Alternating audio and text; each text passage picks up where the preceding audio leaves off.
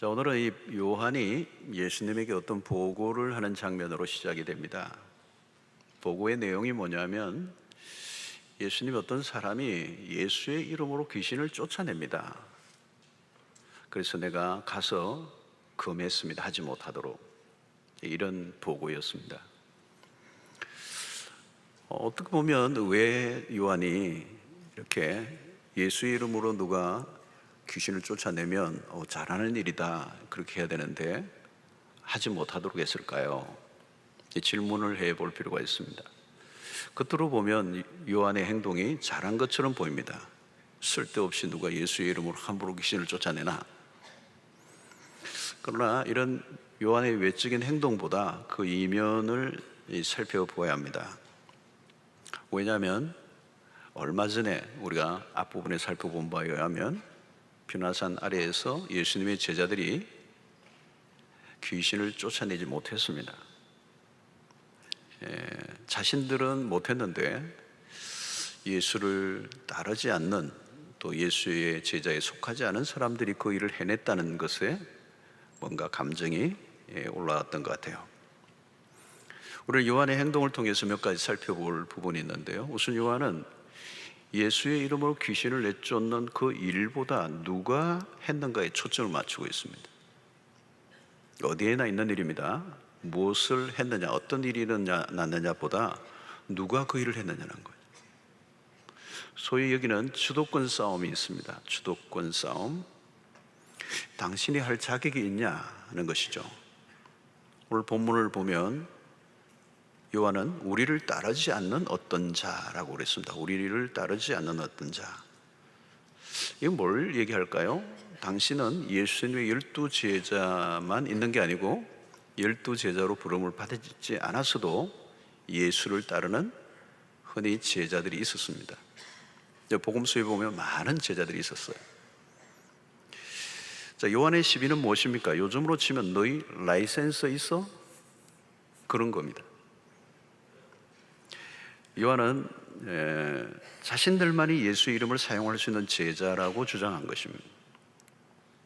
문제는 무엇입니까? 제자는 제자인데, 타이틀은 제자인데 능력이 없었어요. 타이틀보다 더 중요한 것은 능력이죠, 능력. 그래서 자기는 능력이 없는데 능력을 행하는 사람을 보니까 불편했던 것이죠. 그리고 제자들의 위치가 흔들리는 것처럼 여겼습니다. 평소에도 제자들끼리 서로 주도권 싸움을 했습니다. 그런데 제자가 아닌 아웃사이드에 있는 사람이 능력을 나타내니까 자신들의 자리를 흔드는 것처럼 여겼죠. 위협을 느낀 것입니다. 여기서 우리는 제자들의 연약한 모습을 보는데요, 여전히 인간적인 생각에 몰두해 있습니다. 정상적인 사람들이라면, 제자들이라면 어떻게 합니까? 그 일이 하나님이 하신 일인가를 먼저 물어봐야 합니다. 또 제자로서 무능력한 자기 자신들을 회개해야 합니다. 다른 사람이 능력 행한 것에 시비를 걸 일이 아니죠. 그런데 요한은 그런 사사로운 자기 감정에 매여서 그들을 못하게 했습니다. 우리는 여기에서 요한의 이 당파적인 모습을 보게 됩니다. 어디를 가나 집단적 그룹을 형성하죠. 이 요한은 배타주의적이고 독선적인 모습을 드러내고 있습니다. 귀신을 쫓아내는 사람들이 우리를 따르지 않는 자라고 하는 것이죠.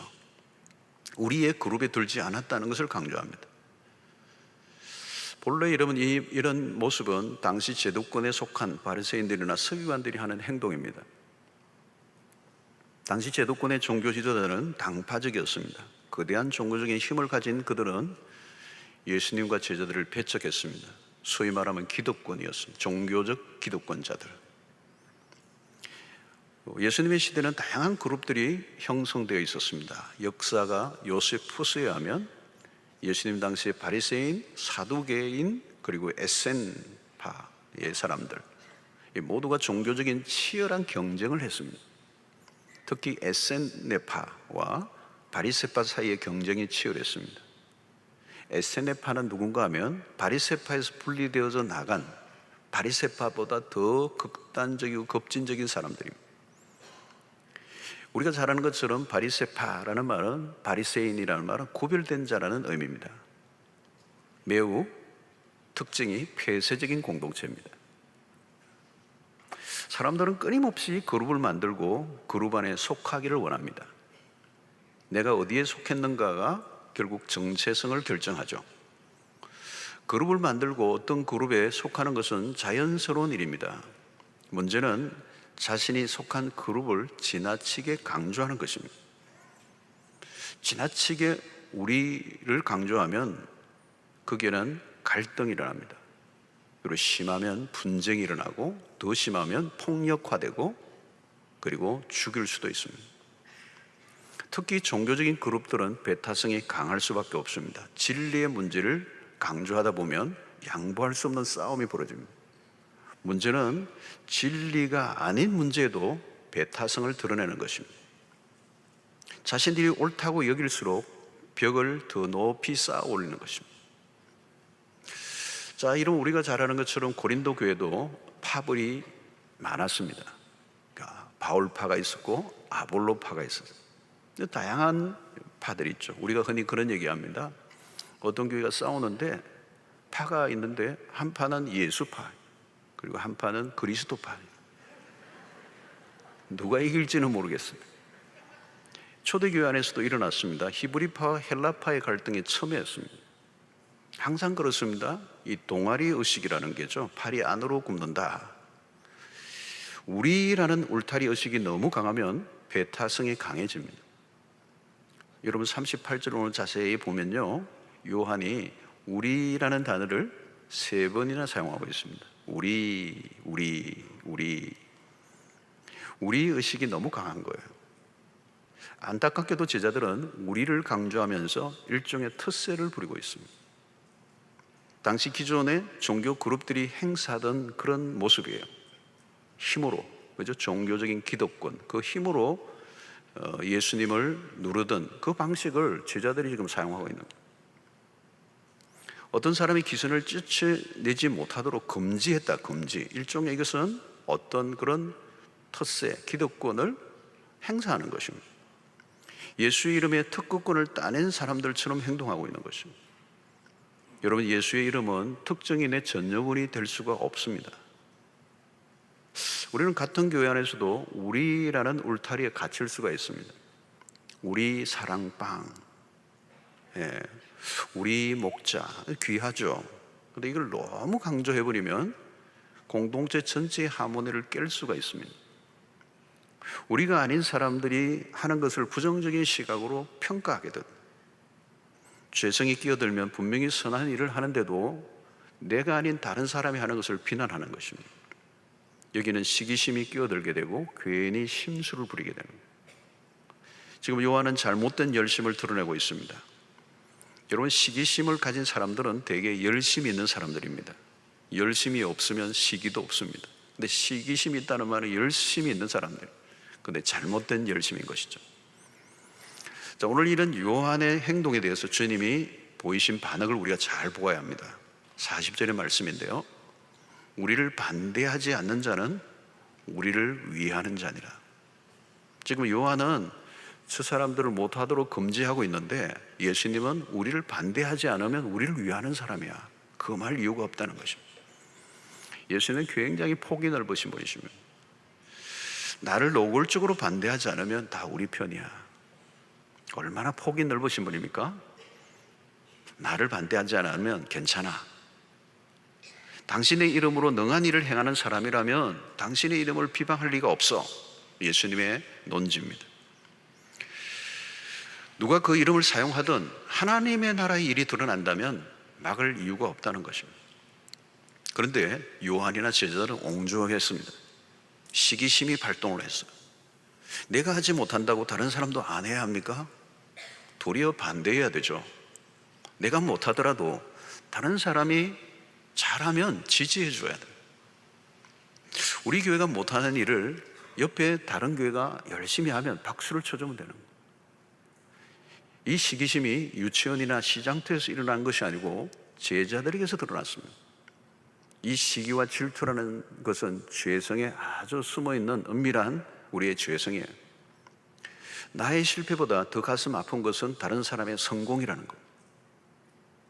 지금 누가 보아도 하나님의 역사가 예수의 이름으로 드러나고 있습니다. 그런데 이상하게 마음이 불편한 거예요. 배가 아픈 거예요. 여러분, 영문도 없이 배가 갑자기 아프면 원인을 알아보셔야 돼요. 항상 이게 벌어지는 거예요. 너가 왜 그 일을 해? 왜 우리가 할 일을 너희가 하냐? 누가 주최를 하느냐? 어느 교회에서 하느냐? 왜 우리의 영역을 침범하느냐? 여러분, 선교지에서도 선교사님들이 이 영역 싸움을 할 때가 많아요. 별것 아닌 것들로 먼저 온 분들이 기득권을 주장합니다. 때로는 사역을 못하도록 방해하기도 하는 것. 자신들이 하지도 못하면서 다른 사람들도 못하게 하는 것이죠. 나쁜 심성입니다. 자, 우리는 이 요한 말고 세례 요한을 한번 봐야 돼요. 여러분 다 아시죠? 요한과 세례 요한은 다른 사람이라는 거. 세례 요한을 보면 요한과 달라요. 자신을 따르던 제자들이 어느 순간 예수를 따른다는 얘기를 들었습니다. 요한복음 3장 26절에 보니까 그들이 요한에게 가서 이르되 라비여, 선생님과 함께 요단강 저편에 있던 이 곧 선생님이 증언하시던 이가 세례를 베풀매 다른 사람이 다 그에게로 가더이다. 인간적으로 보면 미묘한 일이 일어난 겁니다. 세례 요한의 무대였죠. 많은 사람들이 세례 요한을 향해 몰려들었습니다. 사람들이 뭐 요즘으로 치면 그야말로 팬덤 현상이 일어난 거예요. 대세였습니다. 그런데 갑자기 예수님의 등장으로 분위기가 달라진 거죠. 세례 요한에게 집중했던 사람들이 마음이 흔들리면서 예수에게로 마음이 막 옮겨지는 거예요. 급기야 이 세례 요한의 제자들마저도 예수님을 따라가고자 하나둘 세례 요한을 떠나기 시작한 겁니다. 여러분, 이때 세례 요한의 마음이 얼마나 흔들렸겠어요. 인간인데 나를 따르던 제자들이, 나를 따르는 군중들이 예수에게로 집중하고 몰려가기 시작할 때 인간적으로 섭섭했을 것입니다. 그리고 어떤 제자들에게는 배신감을 느낄 수도 있었을 거예요. 나를 떠나다니. 그러나 세례 요한은 예수님을 따르는 사람들이 몰려가는 것을 인하여 조금 더 마음이 흔들리지 않아요. 3장 27절에 보면 이렇게 얘기합니다. 요한이 대답하여 이르되 만일 하늘에서 주신 바 아니면 사람이 아무것도 받을 수 없느니라. 이 말은 그 모든 일을 하나님이 하신다는 걸 인정한 겁니다. 세례 요한은 하나님의 뜻에 집중했습니다. 그리스도를 경쟁적 관계로 보지 않았습니다. 그리스도의 사역은 자신의 사역과 분리된 게 아니에요. 만약에 그리스도를 부정하면 자신의 존재도 부정하게 되는 거예요. 세례 요한은 네 편 내 편의 개념을 가지고 있지 않았습니다. 왜 그런가 하면 큰 그림을 본 사람이에요. 세례 요한은 하나님의 나라라고 하는 큰 그림을 본 사람이에요. 이 관점이 다르죠. 바울 사도도 비슷한 경험을 했습니다. 그가 옥중에 갇혀 있을 때 빌립보 교회 안에 일어났던 상황입니다. 사도 바울이 옥에 갇힘으로 인해 은근히 좋아하는 이상한 인간들이 있었어요. 아마도 그는 바울 때문에 자기의 존재감이 가려져 있던 사람들이에요. 날 바울하고 바울이 다 모든 걸 하니까 그게 치여서 그게 눌려서 빛을 보지 못했던 사람이 바울이 감옥에 갇히니까 은근히 대놓고는 묻지는 못하지만 손을 가리면서 웃는 사람이 있습니다. 바울의 입장에서는 자신은 복음을 위해 감옥까지 갔는데 위하여 기도해 주지는 못할 망정 은근히 좋아하는 사람이 있다는 이야기를 또 희한하게 들려주는 사람이 있어요. 그 얘기를 듣고 상처를 입을 만합니다. 그러나 바울은 낙심하지 않아요. 바울의 관점도 세례 요한과 동일합니다. 빌립보서 1장 15절을 보면 어떤 이들은 투기와 분쟁으로, 어떤 이들은 착한 뜻으로 그리스도를 전파하나니, 바울은 자신의 존재감이 높아지고 내려지고에 별로 관심이 없어요.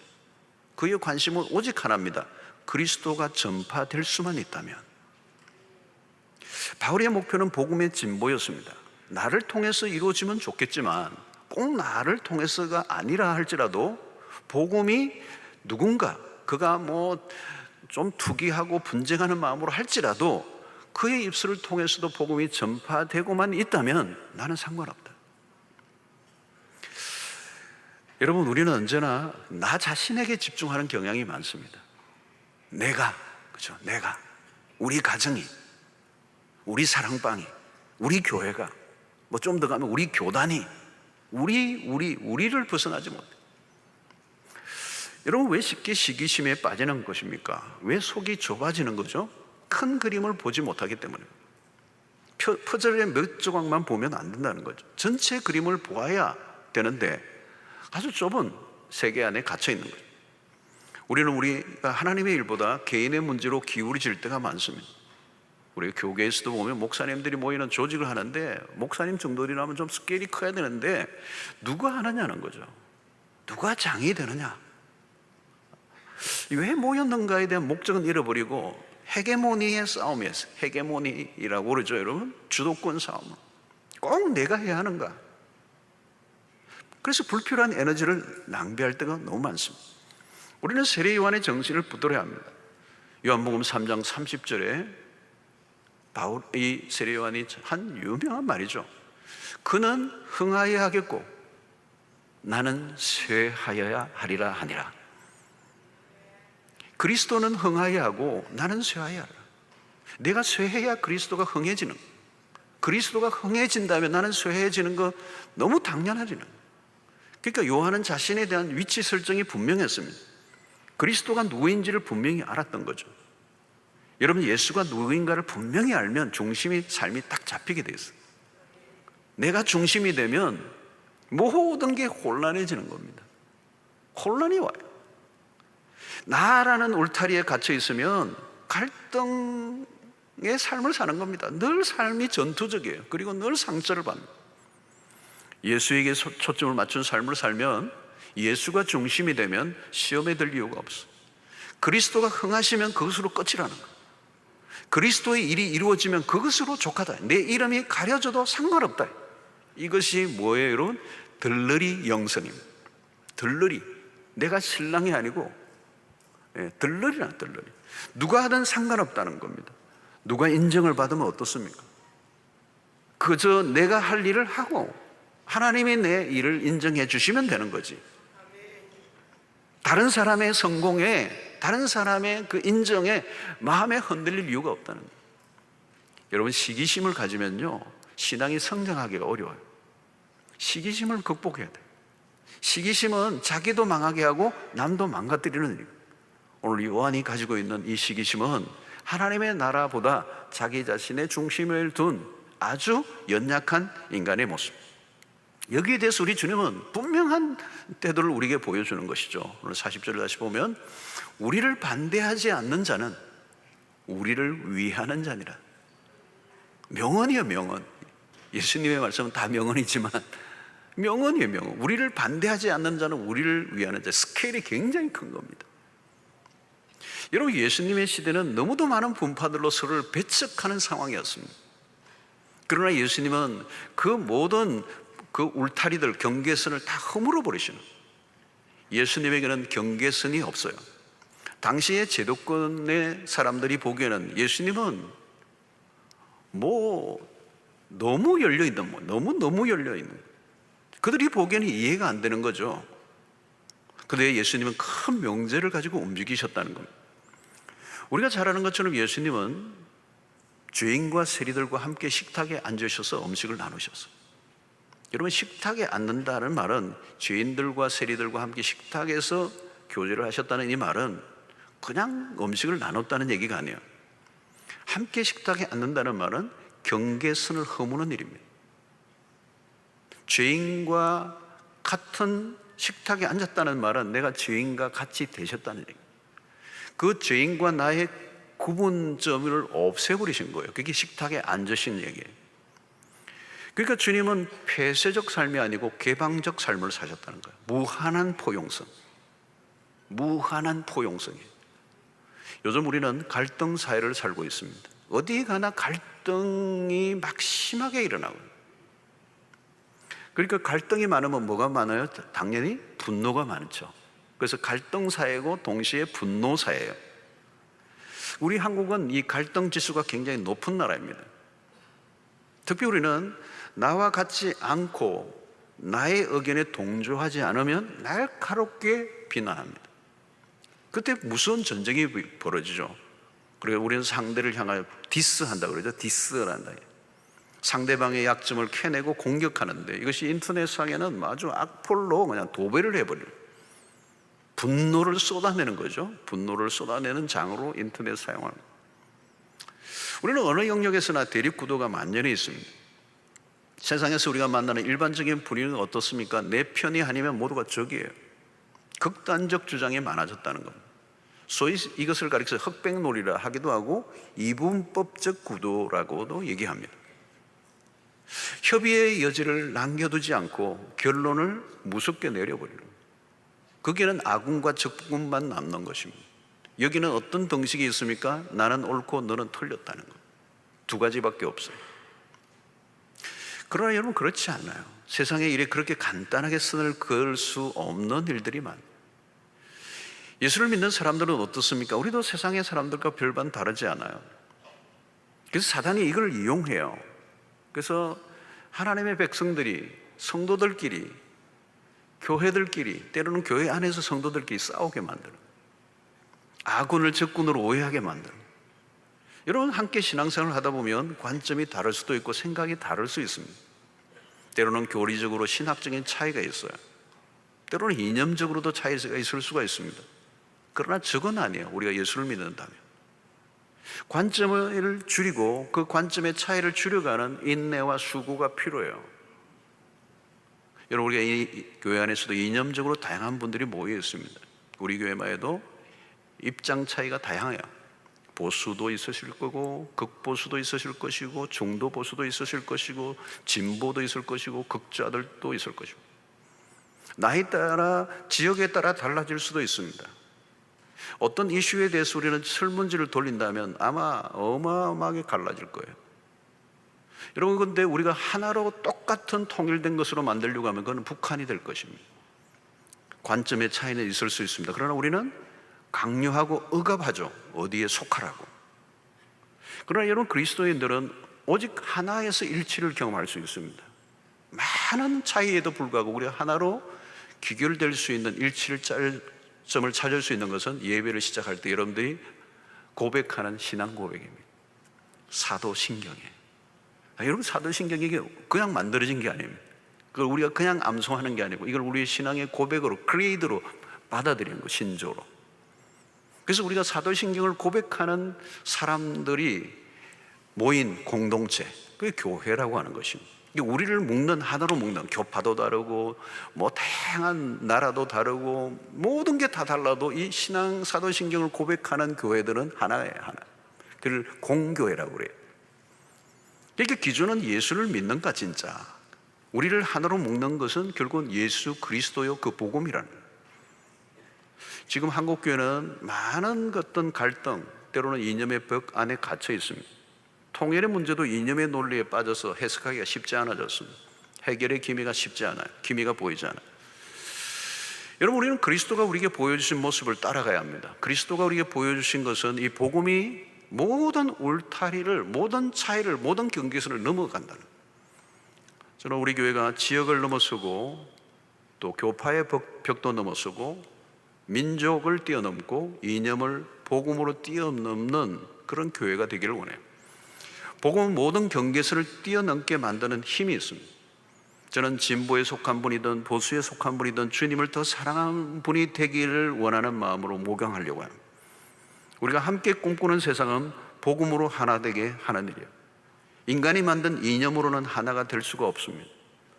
우리는 분단된 아픔을 겪었습니다. 이념의 대립으로 형제와 친구 사이에도 총을 겨눴던 아픔의 역사를 갖고 있습니다.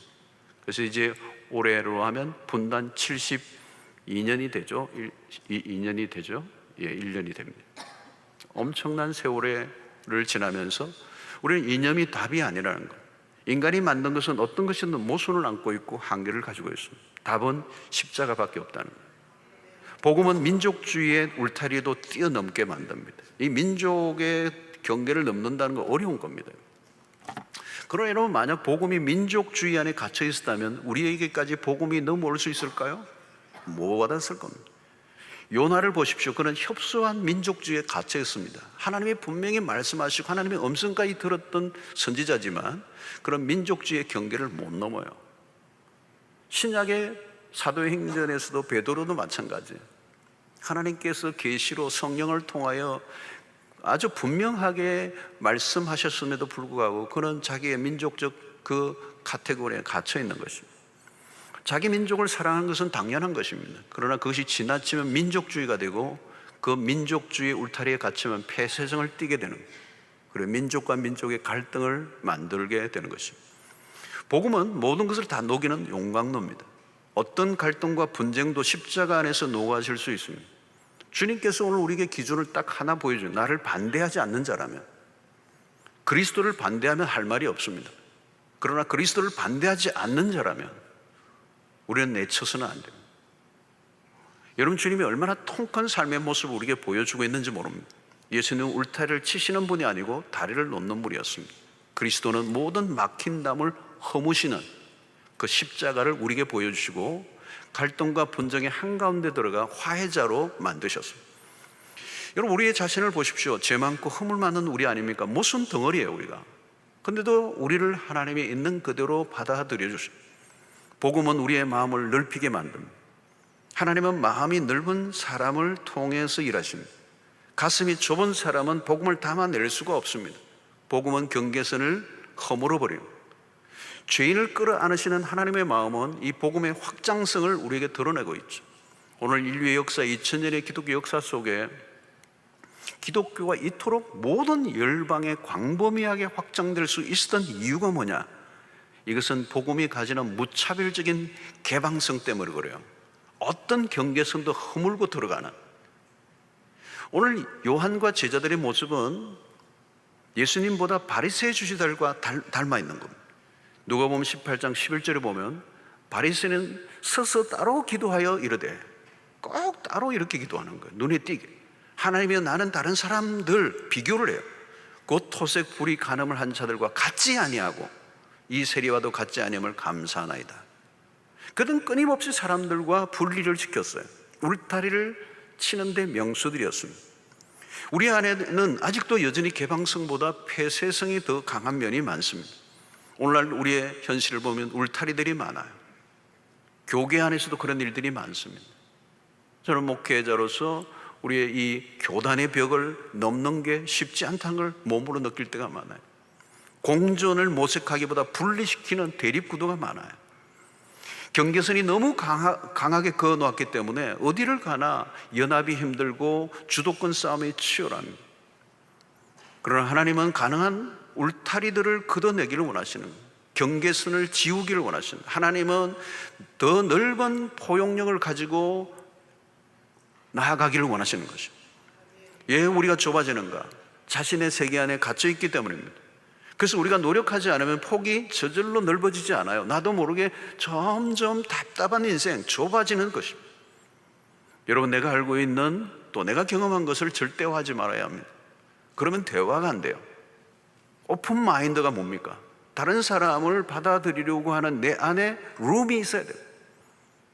그런데 종교적인 폐쇄성이 강할수록 편협된 사고를 가지기가 쉽다는 것입니다. 성도 여러분, 무엇을 하든지 우리는 먼저 하나님의 나라를 이해합니다. 하나님의 나라의 이해력이 부족하면 좁아지게 되어 있습니다. 우리는 하나님을 위해서 열심히 한다고 하지만 도리어 방해가 될 때가 있습니다. 예수님의 이름으로 귀신을 내쫓는 사람과 예수의 제자라고 하지만 전혀 능력은 없고 주의 일을 하는 사람을 금지하고 있는 이 두 사람을 비교해 보십시오. 요한은 지금 예수를 위해서 하는 것이 아니고 예수의 일을 진짜 방해하는 자는 요한이었다. 예수님에게 가까이 있지만 예수님을 따르지 않을 수 있습니다. 그래서 오늘 요한은 보십시오. 이 본문에 보면 선생님, 우리를 따르지 않는 자라고 했어요. 그들을 향해서 우리를 따르지 않는 자 그래요. 근데 정작 요한이 예수를 따르지 않는 자예요. 예수를 따른다면 예수와 같은 행보를 걸어야 합니다.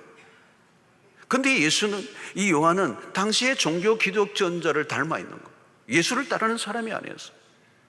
구분짓고 거절하고 배척하고 자신의 기득권을 확보하는 이 모습은 예수의 제자의 모습이 아니에요.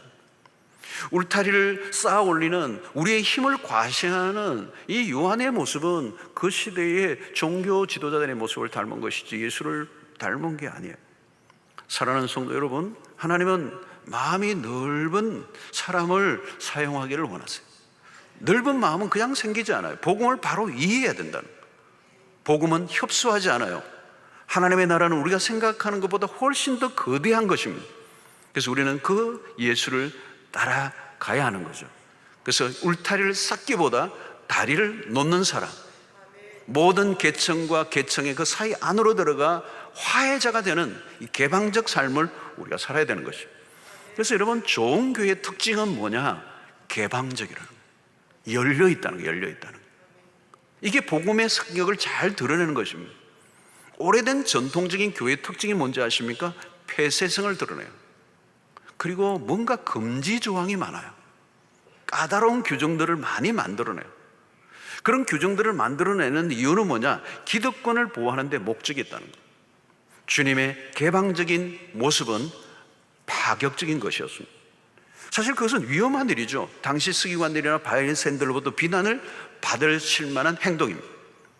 사람들이 만들어 놓은 경계선을 예수께서 허무시는 것을 그 당시에 서기관과 바리새인들이 좋아했을 리가 없습니다.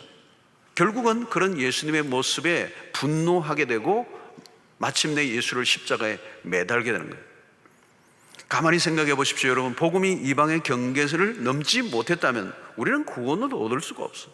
우리 같은 죄인을 무한하게 품어주시는 은혜가 아니었다면 우리는 여전히 이방인으로 있었어야 돼요. 아웃사이더로 살았을 것입니다. 여러분, 다리 놓는 사람들이 되십시오. 갈등으로 가득한 세상 안으로 들어가 화해자로 사시기를 바랍니다. 때로는 화해자들은요, 오해를 받을 수가 있어요. 다리를 놓는 사람들은 오해를 받을 수가 있어요. 어디에 속하라는 압력을 견뎌내야 돼요. 우리가 어디에 속하면 쉬워요. 속하지 않으면 오해받을 각오를 해야 합니다. 누구를 규정하고 정죄하는 일은 쉽습니다. 그러나 중간에 서서 화해자로 사는 것은 어려운 일이에요. 우리는 무엇을 하든지 큰 틀 안에서 행동해야 합니다. 우리 교회는 46주를 맞으면서 우리 앞선 우리 원로 목사님도 목회하실 때 그 목회 철학을 보면 사역자들에게도 그냥 큰 틀 안에서 다 맡기신 스타일이에요. 죄 짓는 일이 아니면 마음껏 하라. 어느 날 하나님께서 주신 은혜였다는 거죠. 죄 짓는 일이 아니면 마음껏 하라. 그랬더니 마음껏 실수를 하더라고. 그러죠. 이게 뭐예요, 여러분? 커신 거죠. 틀이 커신 거죠. 품이 커신 거예요. 마음껏 사역해 보라는 거예요. 용납해주는 문화가 있어요. 여러분, 이렇게 많은 성도들이 모여들 수 있었던 힘이 어디 있을까요? 여러분, 우리 교회 성도들을 보십시오. 너무너무 다양합니다. 같은 사람이 없습니다. 대화를 나눠보십시오. 생각이 같은 사람이 있는가? 다 자기 의견이 있고. 저는 호주에 목회할 때도 그걸 경험했습니다. 교회에서는 조용히 계셨던 분인데 신방 가보니까요, 거의 교주급들이 많아요. 막 그냥 교회론을 얘기하고 목회를 얘기하고 막 얘기하는데, 와, 이분들이 다니셨구나. 모든 생각들을 내어놓는데요, 너무너무 다양한 거예요. 여러분, 이렇게 다양한 분들이 모여 있는데 평안하게 46년을 지나왔습니다. 막 난리가 난 교회들이 얼마나 많습니까?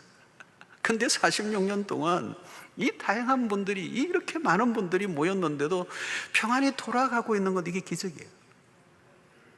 여러분, 이 다양한 사람들을 다 녹여내는 힘은 무엇일까요? 바로 복음이에요. 복음. 복음의 앵글이 있는 거죠. 복음이 우리를 바꾸는. 여러분, 금기가 많아지고요, 규정들로 인해서 사람들을 배제시키고 분리시키고 격리하고 경계선을 만들고, 그러면 그것은 복음이 숨쉴 수가 없어요. 때로는 우리의 생각과 다를 수 있습니다. 우리의 마음에 안 들 수 있어요. 그러나 예수의 이름으로 하는 일이라고 한다면 지지하고 도와주는 일, 누가 하든 이게 열린 마음, 오픈니스, 복음이 마음껏 숨쉬고 일할 공간을 만들어내는.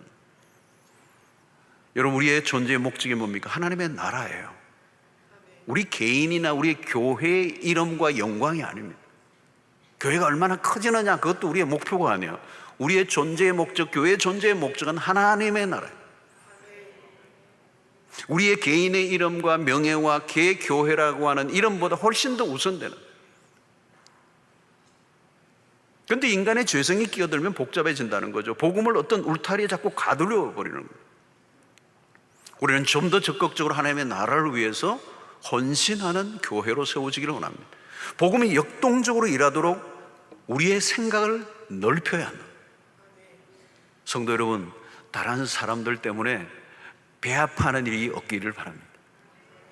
내보다 늦게 온 사람이 내가 전도했는데 나보다 더 빨리 뭔가 사람들로부터 인정을 받고 열심히 하면 괜히 배아파지는 거예요. 이런 편가르기를 하지 않게 되기를 바랍니다.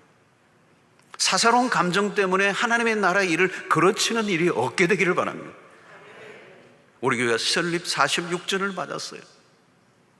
울타리를 쌓아 올리는 교회가 아니라 다리를 놓는 교회로 쓰임 받게 되기를 원합니다. 우리 교회가 하고 있는 특이한 사역 가운데 하나가 우리 젊은 목회자들을 섬기는 사역을 우리 교회가 하고 있습니다. 제가 격주로 월요일마다 하는 사역입니다. 이 사역자들은 담임 목사님들, 40대 담임 목사님. 근데 전국에서 지역을 초월해서 모여요. 그리고 중요한 것은 교단을 벽을 넘어서 초교파적으로 모여요. 다양한, 어떤 때는 11개의 교단의 목사님들이 모여요. 다양한 교파의 목사님들이 다 지원을 해서 이 1년의 과정을 이제 하게 되는데, 하나님께서 제게 주신 마음 가운데 하나예요. 교파의 벽을 넘는 것. 이 교단의 벽을 넘는 것도 쉽지가 않아요. 우리는 어떤 우리라고 하는 그 경계선 안에 갇혀서 주님의 크신 역사와 일들을 보지 못할 때가 많이 있습니다. 아무튼 우리 교회가 이 시대 속에 경계선을 허물고 복음을 가지고 갈등과 대립의 난무한 이 세상 한가운데 화해자로 설 수 있게 되기를 바라고, 하나님의 나라를 위하여 경계선 없이 복음의 정신으로 하나님의 교회가 더 이 역사 속에, 시대 속에 쓰임받는 은혜가 있게 되기를 기대하는 마음입니다. 우리는 소외된 이웃을 품고 우리의 민족을 품어내는 역사가 일어나야 돼요. 여러분, 우리의 통일도 마찬가지. 복음이 아니면 답이 없어요. 답이 없어요. 한국 교회를 품는 교회가 되기를 원하고, 북한 땅을 품고 그리고 세계 교회를 품는 교회가 되기를. 우리 교회는 11개 여러 민족의 여러 나라의 예배가 있어요. 11개 나라의 예배들이 있는, 영어권부터 시작해서 쭉 우리 네팔까지, 베트남, 필리핀, 이런 나라들의, 인도네시아, 많은 나라들의 예배를 드리고 있어요. 이제는 그 예배로 끝나지 않고 또 저의 설교를 그 언어로, 그 나라의 언어로 해서 매주일 그 나라로 송출하고 있어요. 우리 교회가 지역을 넘고 민족을 넘고 교파를 넘고, 그리고 세대 간과, 그리고는 때로는 이념과 모든 그 경계선을 뛰어넘어 복음이 원초적으로 들어가 하나님의 나라를 회복시키는 일에 우리 아름답게 쓰임받게 되기를 원합니다. 복음이에요. 복음이 모든 것을 다 녹여내는, 하나로 만드는 이런 역사가 복음 외에는 답이 없기 때문에 누가 하든 우리는 그 하나님을 위해서 한다면 우리는 지지해주고 박수 쳐주고 그들을 도와주는 일을 하는, 오늘도 우리가 미자리 교회들 그리고 농어촌 교회들을 이렇게 330여 교회를 섬기고 또 우리가 철야에도 함께하는 이 모든 운동들은 우리 교회가 복음의 정신을 담아내는 하나의 일환으로 이루어지고 있는 것입니다.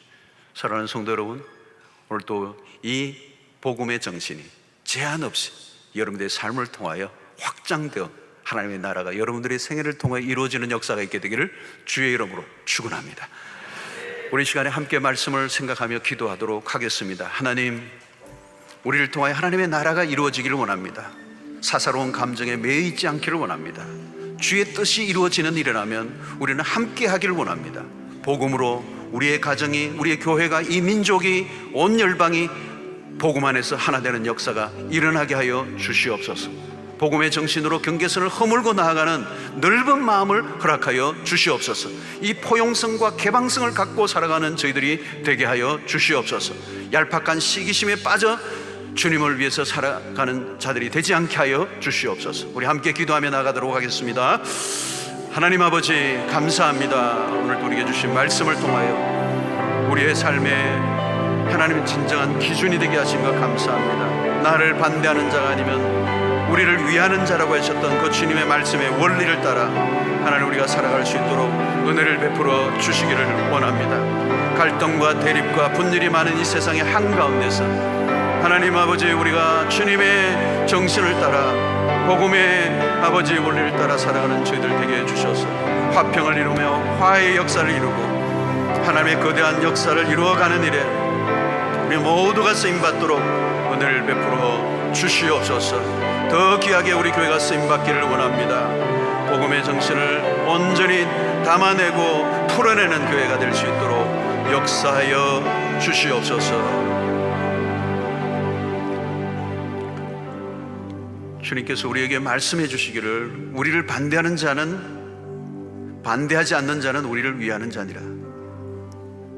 하나님 복음의 그 정신으로 포용성을 가지고 이 분열과 대립과 갈등이 많은 세상의 한가운데 들어가 복음을 풀어내고 담아내는 우리의 삶이 되게 하여 주시옵소서.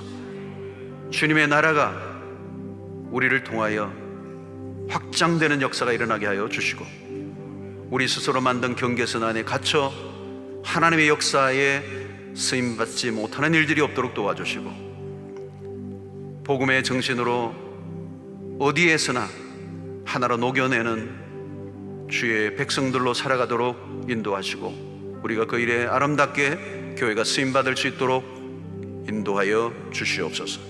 예수님의 이름으로 기도하옵나이다. 아멘.